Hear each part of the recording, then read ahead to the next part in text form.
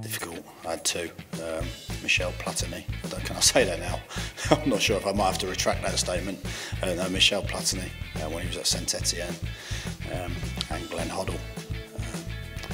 Why I became a defender, I've got no idea, but I just loved the way they passed the ball along and just caressed the ball and played really relaxed football, but were so creative. You know, I just really enjoyed watching those two players. I don't mind them.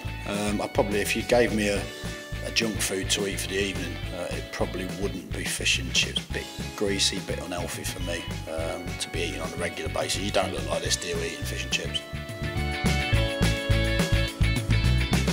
I think if you asked me what job I'd like one day, I think every English manager would like to be the manager of England, but I'm just trying to think of a dream job, somewhere on a beach, somewhere where I ain't got to do too much work. Maybe Sydney FC head coach,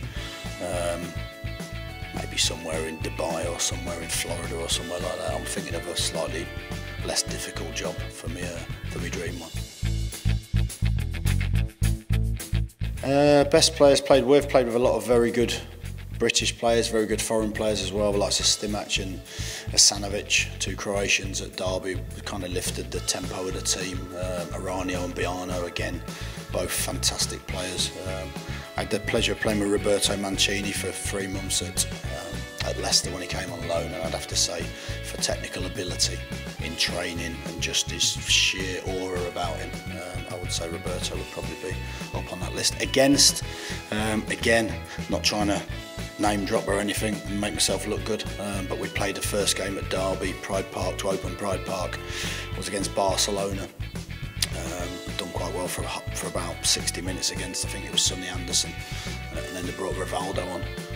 So I thought I'd try and kick him, bounced off him. He was about 6'4", touch like the feather, so strong, such a good player, but you realised at that point there was about 3 levels above you as a player in the Premier League, you know, so I would say probably Rivaldo.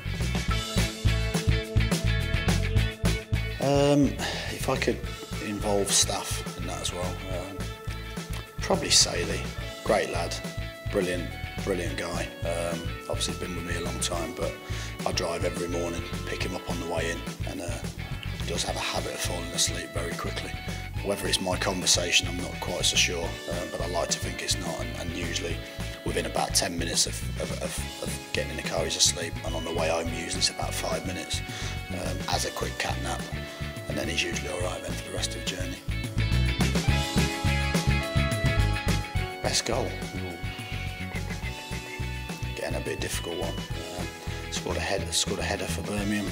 I think it was the second leg of the playoffs against Barnsley. It was quite at the edge of the box. Quite like that one.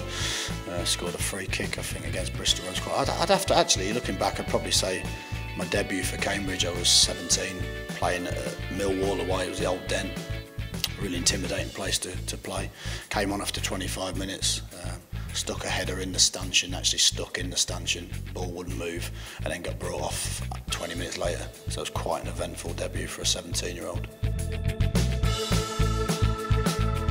Wow, that'd be hard. No one ever scores in training at all.